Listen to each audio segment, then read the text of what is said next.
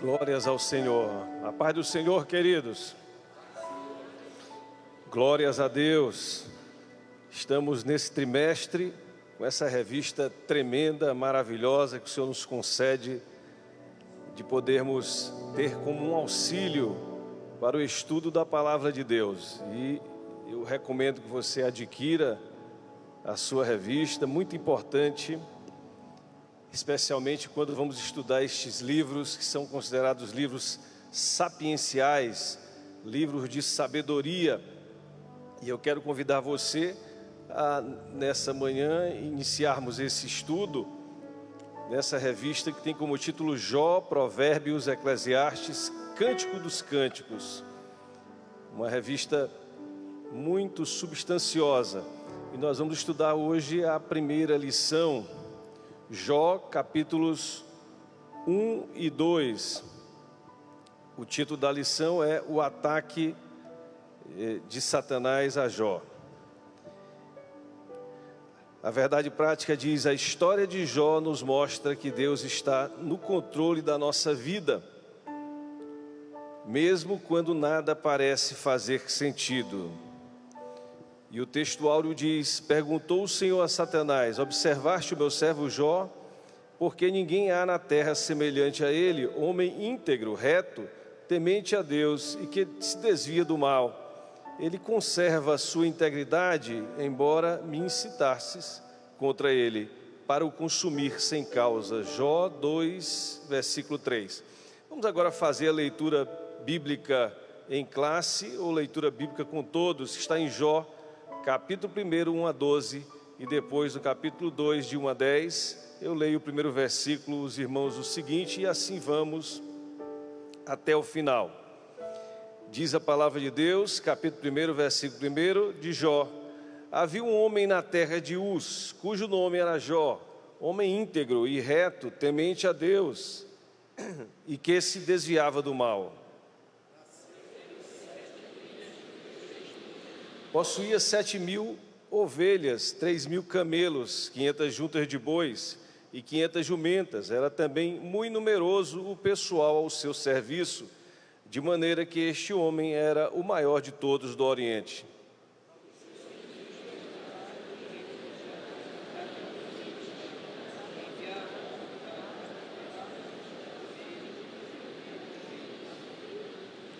Decorrido o turno de dias de seus banquetes, chamava Jó a seus filhos e os santificava. Levantava-se de madrugada e oferecia holocaustos, segundo o número de todos eles. Pois dizia: talvez tenham pecado os meus filhos, blasfemado contra Deus em seu coração. Assim o fazia Jó continuamente.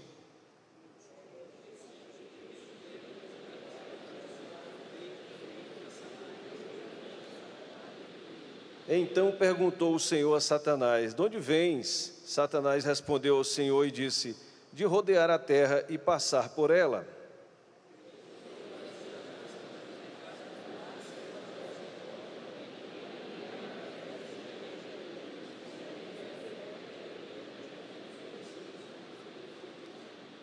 Então respondeu Satanás ao Senhor: porventura Jó debalde teme a Deus?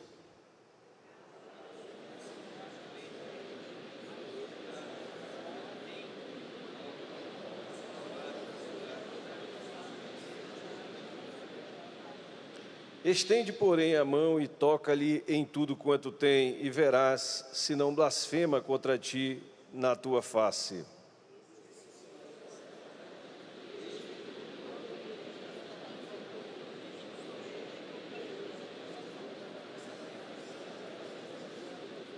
Agora vamos para o capítulo 2, versículo 1, e os irmãos a seguir. Num dia em que os filhos de Deus vieram a apresentar-se perante o Senhor, veio também Satanás entre eles apresentar-se perante o Senhor.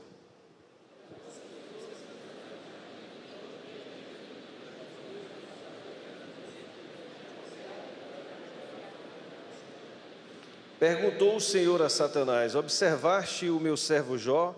Porque ninguém há na terra semelhante a ele, homem íntegro e reto, temente a Deus e que se desvia do mal.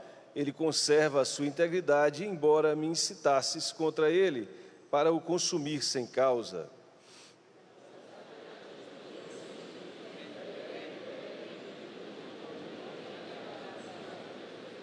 Estende, porém, a mão, toca-lhe nos ossos e na carne, e verás se não blasfema contra ti na tua face.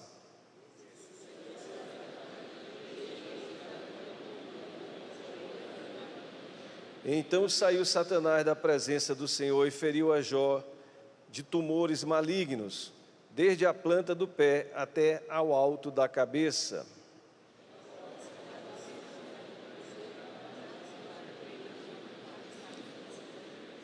Então sua mulher lhe disse: ainda conservas a tua integridade?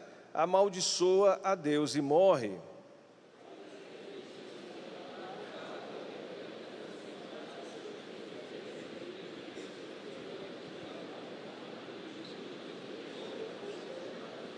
Quantos dizem amém?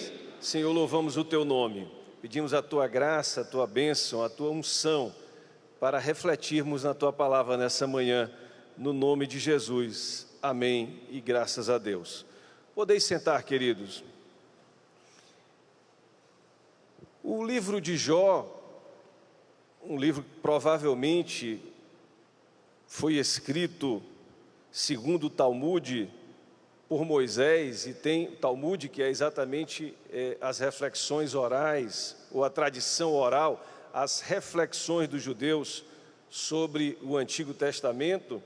E nesse livro, um livro bastante importante, renomado e confiável, se atribui a Moisés a escritura desse livro. Mas tem também aqueles que atribuem a Salomão, porque Salomão escreveu outros livros sapienciais.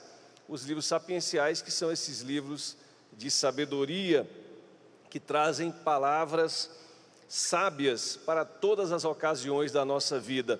Salomão escreveu alguns livros de sabedoria, Provérbios, Cantares e também Eclesiastes.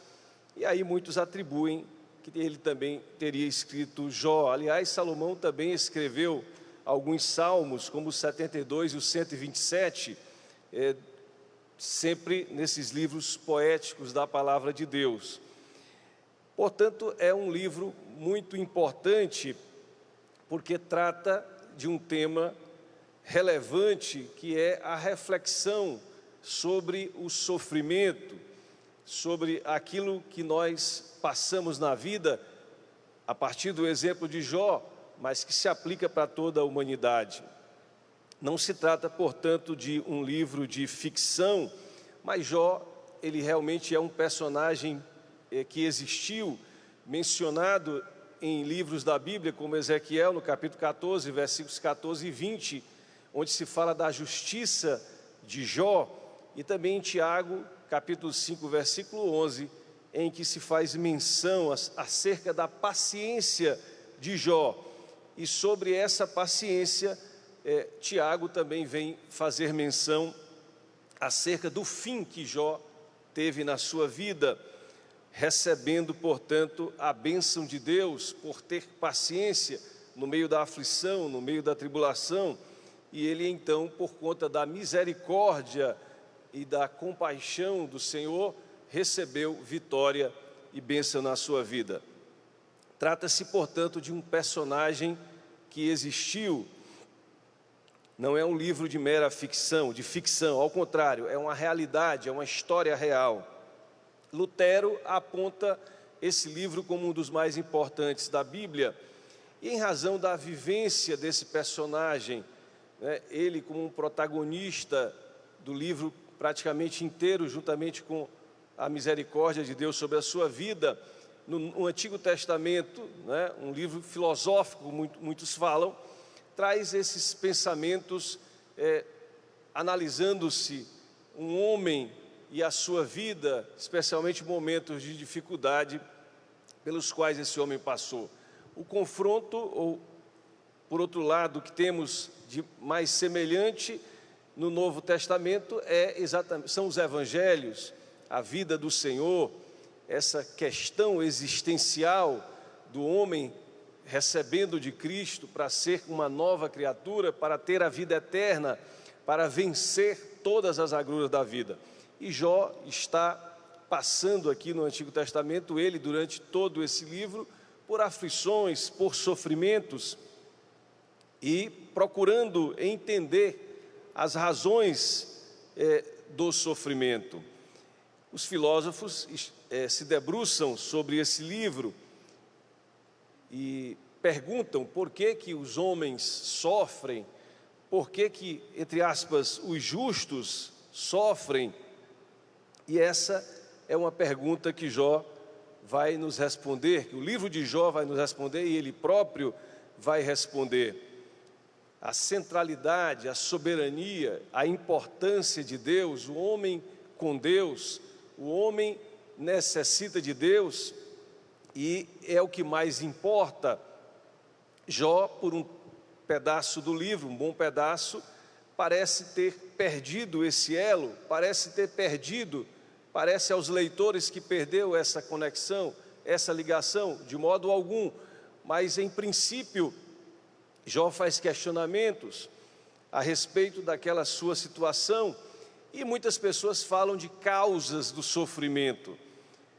Na verdade, nós sabemos que existem razões, existem mistérios em torno do sofrimento e muitos autores preferem dizer que Jó não é a filosofia sobre o sofrimento, mas a filosofia sobre a fé, o significado real da fé. Embora o tema do sofrimento seja dominante, seja relevante em todo o livro, o propósito desse livro mais amplo seria a certeza da fé, que não descansa nas circunstâncias exteriores, não descansa naquilo que o homem tem momentaneamente. Na verdade, essas explicações especulativas sobre o sofrimento, que também são importantes e relevantes, elas perdem importância quando nós observamos o encontro do homem com Deus, o conhecimento do homem em relação ao Senhor, esse aprofundamento nesse encontro, nesse entendimento e no conhecimento do Deus onisciente, onipotente e em torno da sua soberania. Esse livro, portanto, ele é muito valioso, do ponto de vista didático, de sabedoria, de conhecimento, para que nós possamos então entender que a maior necessidade que o homem tem do que a cura, do que a saúde, do que os bens, do que a riqueza, do que qualquer coisa, do que os filhos, do que qualquer outra coisa, é o seu relacionamento com Deus, é ter Deus na sua vida, apenas Deus. E Jó se encontra então, entre aspas, sozinho e doente e sem nada, e ele tem, portanto, essa revelação, a ponto de nós podermos ter a certeza que Jó nunca gostaria de voltar atrás e não ter tido essa experiência. Muitas vezes nós dizemos na nossa vida, gostaria de voltar atrás e não ter passado por isso, geralmente quando nós erramos, mas Jó passou por esse sofrimento e pôde então conhecer mais a Deus. Que experiência tremenda, forte, poderosa, a ponto de mesmo com todo aquele sofrimento, se fosse dada a oportunidade para Jó voltar atrás, para não ter tido essa experiência, certamente ele não voltaria atrás, porque a experiência com Deus, ela foi valiosa não só para Jó, mas para toda a humanidade, para todos nós, para aqueles que creem, têm fé e sabem da importância do relacionamento com Deus. Portanto, vemos um livro escrito em um período, já falei dos autores, já falei um pouco do tema, a discussão sobre o sofrimento, da onipotência de Deus, diante de dilemas que são enfrentados por Jó. Esse livro escrito no período patriarcal. Por quê? Porque Jó ainda fazia ele mesmo os sacrifícios. Nós sabemos que depois da lei os sacrifícios eram feitos através dos sacerdotes. Então esse livro foi escrito em um período nas proximidades da existência de Abraão, da peregrinação de Abraão pela terra, quando ainda não tinha havido a lei. E esses dilemas que pautaram esses momentos pelos quais Jó passou, né? Se Deus realmente é todo-poderoso, por que está acontecendo isso comigo? Se Deus realmente tem o perfeito amor, por que eu estou passando por essa aflição e por esse sofrimento? E diante desses dilemas, Jó então passa a fazer as suas reflexões, ouvir os seus amigos, como nós vamos ver nas outras lições. Mas de início, essa arrancada desse livro, ela é fundamental para nós entendermos muito sobre a nossa experiência de fé, lembrando desse personagem bíblico, né, muito importante para as nossas vidas, sabendo que Deus o caracteriza como alguém íntegro, alguém que é completo na sua vida. Os sacrifícios contínuos que ele prestava a Deus significava que ele estava em constante arrependimento, apresentando a sua vida pessoal, também apresentando os seus filhos, a sua família a Deus, para que eles fossem abençoados. Uma integridade, né, o sacrifício de sangue, o derramamento para a cobertura de pecados e fazendo aquilo que já estava ensinado para a humanidade desde o Éden. Um homem, portanto, íntegro, não tinha fissuras na sua fé, não blasfemava contra Deus, partia e pautava-se da palavra de Deus, eram os seus valores, os seus princípios interiores, os seus pensamentos estavam focados no Senhor. Mas ao mesmo tempo ele era reto, a sua caminhada era de acordo com a palavra de Deus, que iluminava os seus pés, iluminava o seu caminho, nos seus relacionamentos, na sua vida, havia integridade, havia retidão, mas não só, ele era caracterizado por Deus como alguém que temia Deus, que reverenciava o Senhor, que buscava o Senhor. Não era meramente como aqueles religiosos que querem por si mesmo acertar todas as coisas da vida e nunca vão acertar, mas ele dependia de Deus, confiava em Deus, respeitava a Deus, buscava a Deus como Deus queria ser buscado, compreendia Deus a partir da sua palavra, dos seus estatutos, seguia a sua vida espiritual com o Senhor. Queridos, temendo a Deus, sabendo que o temor do Senhor é o princípio do saber, como Salomão escreve, mas Jó vai cunhar, vai escrever, vai deixar um versículo fácil de nós entendermos onde está, 28 de Jó, quando Jó diz: o temor do Senhor é a verdadeira sabedoria, afastar-se do mal é o verdadeiro entendimento, algo prático, não é? O homem tem a sabedoria verdadeira temendo a Deus na sua mente, na sua vida, mas o seu entendimento, a sua ação prática é no sentido de se desviar do mal. E aqui está a quarta qualidade de Jó, um homem que se desviava do mal, os valores de Deus na sua mente, a integridade da palavra, o caminho reto nos seus relacionamentos, o temor de Deus, mas ele se desviava do mal, uma atitude preventiva que todos nós devemos ter na nossa vida, sabendo onde devemos pisar, olhando onde estamos pisando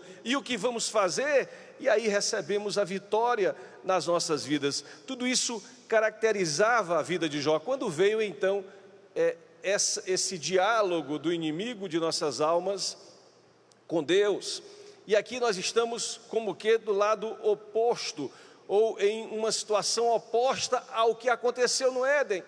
No Éden, Satanás se dirigiu diretamente ao homem, distorcendo as palavras de Deus e fazendo com que o homem então pecasse, que o homem não tivesse uma compreensão adequada de Deus, e por conta disso o homem pereceu, pecou. Aqui ele vai diretamente a Deus, tratando do homem na presença de Deus e dizendo: o homem não é assim, esse Jó não é bem assim, ele é interesseiro, ele é obediente porque ele recebe benesses tuas, ele segue a tua palavra porque ele é abençoado, ele tem filhos, ele tem bens, ele tem servos, ele tem riqueza, ele tem tudo aquilo que ele precisa, por isso ele é obediente a ti.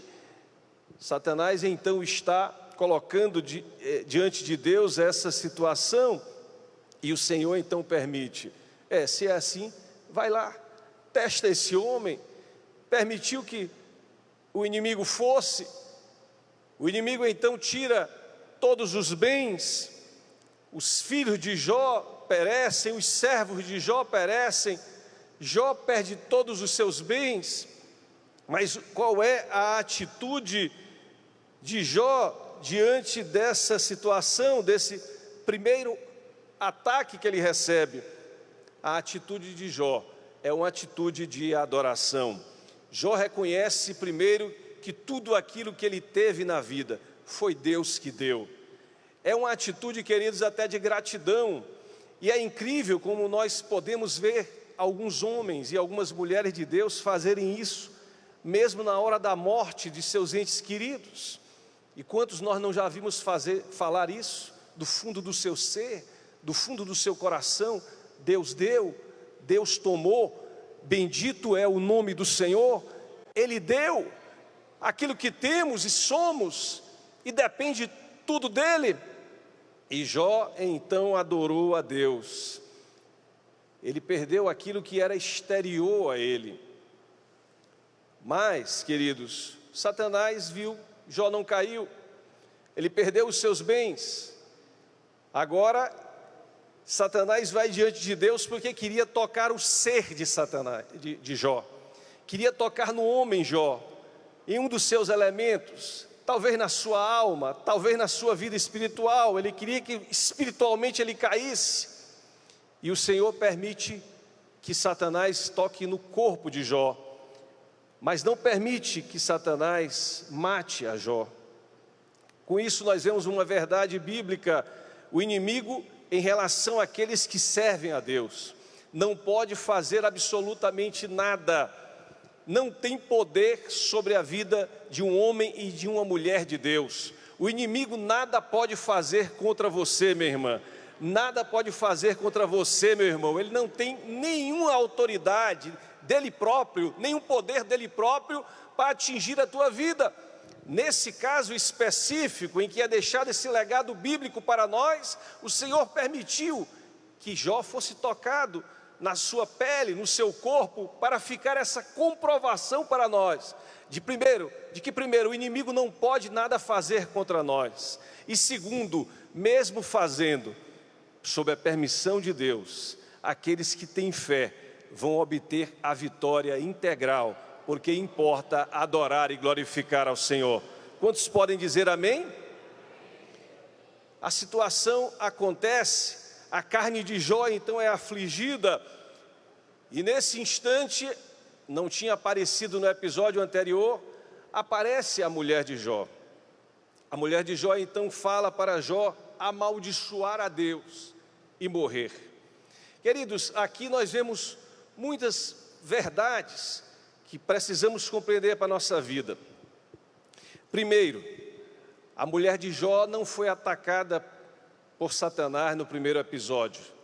Homem e mulher são um só corpo, uma só carne. Quantos podem dizer amém? Satanás não atacou diretamente a mulher de Jó, porque ela integra o corpo de Jó e Jó o corpo da sua esposa. Os dois são uma só carne, como diz a palavra de Deus. A mulher de Jó não falou nada quando Jó perdeu todos os seus bens, quando perdeu todos os seus filhos. Deve ter chorado muito, mas não perdeu de modo algum a sua fé. Mas nesse instante em que o seu marido, o seu provedor, estava no fim, e que ela já sabia que pelo quadro, racionalmente olhando, ele iria morrer, ela queria antecipar a sua morte, porque não suportava mais ver aquela situação, uma loucura. E Jó então exortou a sua mulher: não seja louca, não seja sem entendimento. Queridos, marido e mulher precisam se exortar. Marido e mulher são os profetas um do outro, que Deus colocou sobre a terra. A mulher fala ao seu marido, o marido fala à sua mulher. A minha mulher me exorta muito, e eu louvo a Deus por isso. Deus a colocou do meu lado para isso, e eu recebo. Mas o marido também tem que exortar a sua esposa, o marido também tem que cuidar dos seus filhos, e a mulher também, falando acerca de atitudes erradas, equivocadas. Jó não aceitou aquela atitude da sua esposa.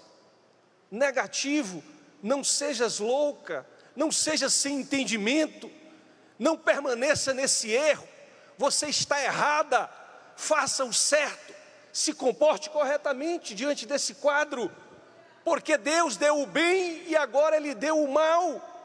Vamos suportar, porque é Deus que está no controle de todas as coisas, de toda a situação. O homem é o sacerdote do lar, e ele precisa orientar a sua esposa, os seus filhos, a sua casa, para que a sua esposa também entenda quando precisa entender, e vice-versa.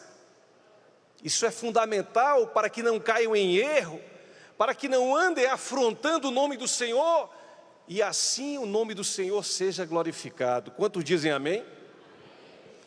Mas, queridos, indo agora já para a conclusão daquilo que estamos falando nesse texto, os amigos de Jó chegam e permanecem calados durante uma semana, não dão nenhum conselho, uma benção.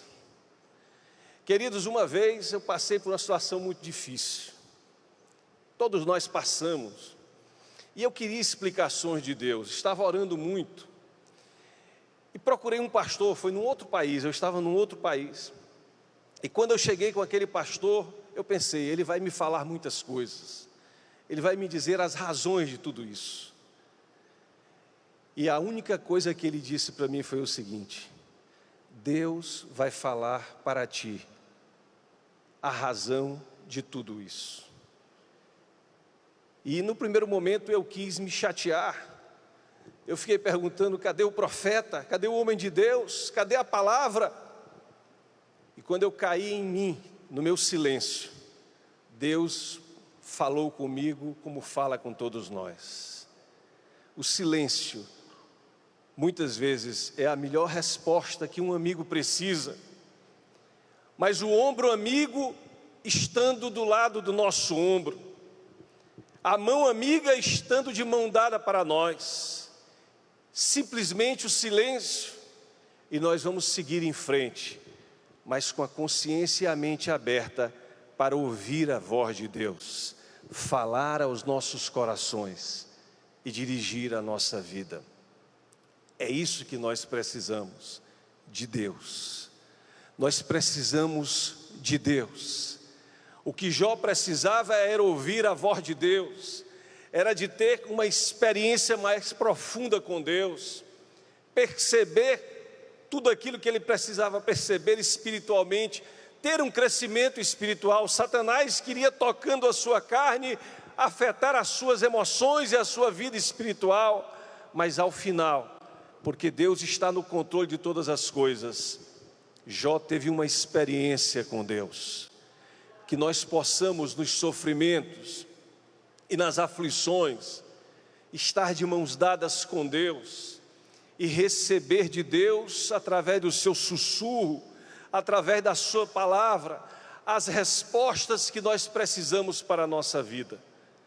Que nós possamos refinar os nossos ouvidos para ouvir o que Deus tem para nos dizer, para conhecer mais profundamente a Deus, nas aflições, nos sofrimentos e em qualquer situação. O que esse livro nos mostra é: não percamos as oportunidades que Deus está dando para nós, que nós possamos aproveitar as oportunidades, seja qual for ela, para aprofundar a nossa vida espiritual e a nossa experiência com Deus. E esse livro, ao final, ele vai mostrar que o Senhor devolveu tudo aquilo que Jó tinha perdido, em número de filhos, em bens, multiplicou ainda mais, mas Jó recebeu, porque ele tinha a certeza de que o bem maior da sua vida era a presença de Deus, o conhecimento de Deus, e esse é o ponto mais relevante e mais importante que nós precisamos compreender através desse livro. Que o Senhor nos abençoe e nos faça crescer em sabedoria e conhecimento da sua palavra, em o nome de Jesus de Nazaré.